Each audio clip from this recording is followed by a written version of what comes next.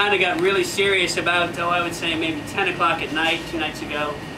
They were looking at trying to figure out how we were going to get all these supplies down to the ship. So I went to bed at about 1 o'clock in the morning, and I was told the decision was going to be made at 3 as to what we were going to do.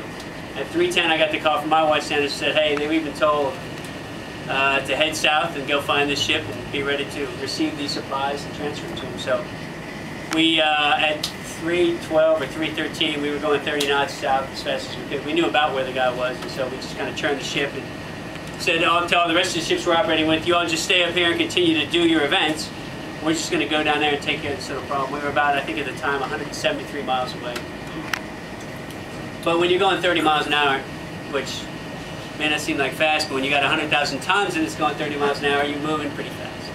And so we made it down there, actually, I guess, we made it down there by about 8:30. 8:30. I think, something like that. We were on station, and we put a helicopter up, and what we were interested in doing, the other thing we did is at 3 o'clock, we kind of woke everybody up and said, we've got to go plan for the execution of this operation.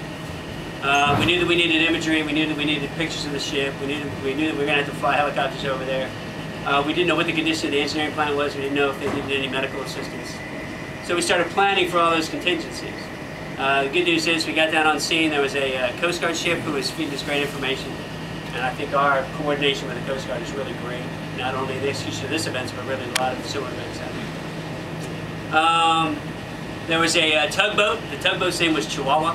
A tiny boat. And then there was a Mexican, kind of a Mexican ship that was out there in the vicinity.